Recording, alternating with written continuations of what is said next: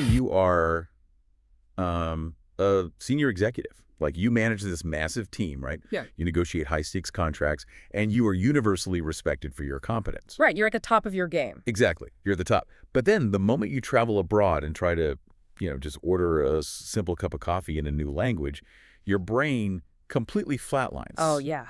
Total system failure. Right. You start sweating, your vocabulary just vanishes into thin air, and when you finally manage to open your mouth, you sound quite literally like a toddler. It's brutal. It really is. And you have to wonder, why does a highly functioning, deeply intelligent adult brain completely short-circuit the second we try to learn a new language? It is a fascinating paradox, isn't it? I mean, we tend to view acquiring a new skill as a purely mechanical process. Like downloading software. Exactly. Yeah. Yeah. We think if we just feed the brain enough flashcards and, grammar rules, it will just automatically output a fluent sentence. But what that executive is experiencing in the coffee shop isn't a cognitive failure at all. Yeah. No, it is a full-blown emotional system override. And that system override is exactly what we are getting into today. Welcome to the Deep Dive. We are thrilled you're joining us because, well, we are looking at source material today that completely reframes this really frustrating experience. It absolutely does. Yeah.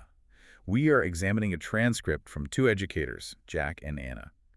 And at first glance, they've put together this foundational guide for beginners on how to learn English.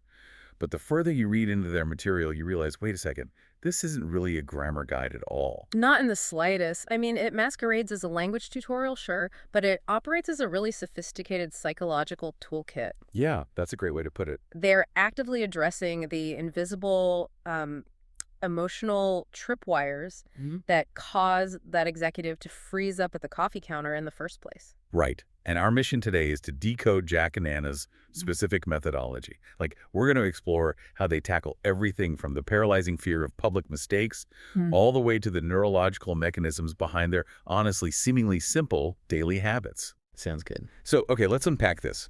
Before we look at their actual solutions, Jack and Anna spend significant time establishing the sheer weight of learning English specifically. Why do they start there? Well, to understand the psychological pressure, we first really have to understand the stakes. Right. Jack and Anna aren't treating English as just, a fun hobby you do on the weekend. They lay out the modern reality, which is that English is essentially the baseline currency for global access. Yeah, it's not just for fun. Exactly.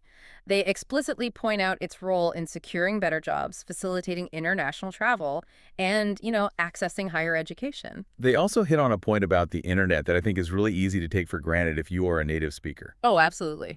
Like, knowing English unlocks this massive, wider world of websites, videos, and information.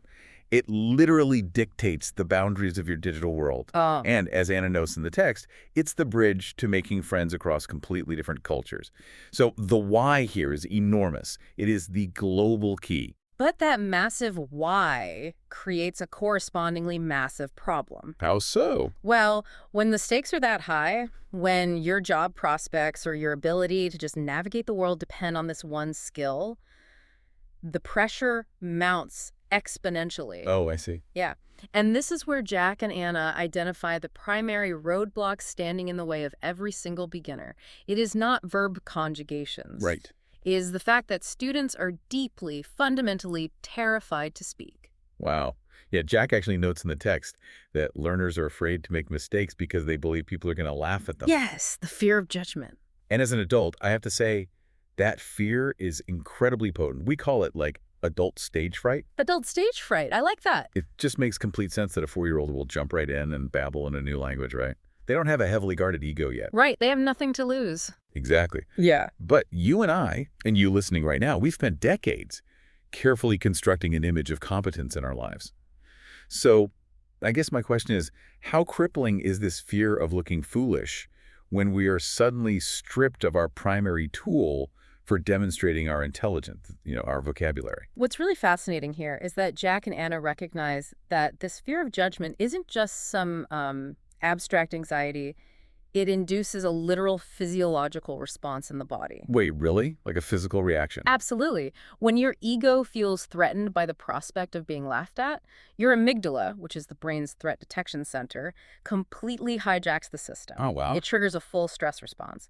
And when that happens, your prefrontal cortex, which handles your working memory and complex thought, it just effectively shuts down. So you aren't forgetting the word because you didn't study it hard enough. No, not at all. You're forgetting the word because your brain literally diverted all its power to defending your ego from what it thinks is a social danger. Exactly. You are experiencing the freeze part of the fight or flight response. That is wild. Your brain basically decides that the safest course of action to prevent social humiliation is to just keep your mouth completely shut.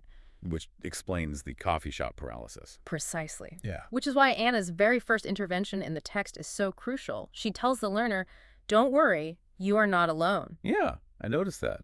Before she teaches a single vocabulary word, she's intentionally trying to de-escalate the learner's nervous system. She is validating the fear so she can dismantle it. Exactly. But this brings us to a really tricky pivot. I mean, validating fear is nice, but eventually you do have to step up to the microphone, so to speak. You do.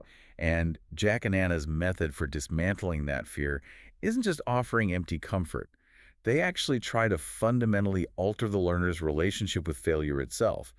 Jack says it pretty bluntly in the transcript. He says, if you don't make mistakes, you cannot learn. And Anna immediately reinforces that, insisting that mistakes are an essential part of the process. I mean, they are taking this thing that the adult brain views as a source of profound shame, the mistake, and recasting it as the actual mechanism of progress. Okay, here's where it gets really interesting, though, because, I mean, it is incredibly easy to say, embrace your mistakes. Right, it's a cliche. Yeah, we see that on inspirational posters in every office, everywhere. But for an audience that knows intellectually that mistakes are part of life, how does the act of failing out loud actually build a mechanical skill like language? That's the core question, isn't it? Yeah, I really want to push past the platitude here. Why is the mistake itself strictly necessary? Well, if we connect this to the bigger picture of neuroscience, it comes down to a concept called prediction error. Prediction error. Yeah.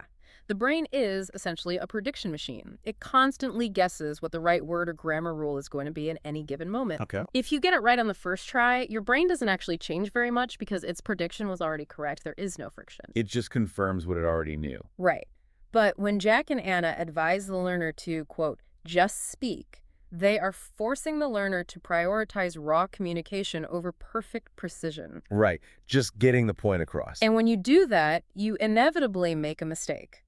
You use the wrong tense, or, the person you are talking to looks visibly confused, and you experience this moment of social friction. The dreaded awkward silence? Exactly. That mismatch, that prediction error, sends a massive signal to your brain saying, hey, our model of the world is wrong. We need to update our neural pathways right now so this doesn't happen again. Oh, I get it. So if you just sit quietly in the corner, waiting until you have perfectly memorized the entire textbook before you open your mouth. Which is what a lot of adults try to do. Yeah, you are actively depriving your brain of the specific friction it requires to rewire itself. Precisely. The mistake is what triggers the neuroplasticity. Without the mistake, the learning process just completely stalls out in the theoretical realm. Okay, so we've established the underlying mindset Jack and Anna are advocating for here, which is you have to intentionally step into the friction. Yes. But conceptualizing failure is one thing. Yeah. Actually tricking an adult nervous system into doing it is another thing entirely. It's very difficult. Right. Which brings us to the concrete, actionable steps they outline for beginners. Yeah, they pivot into what is essentially a highly targeted micro-habit strategy.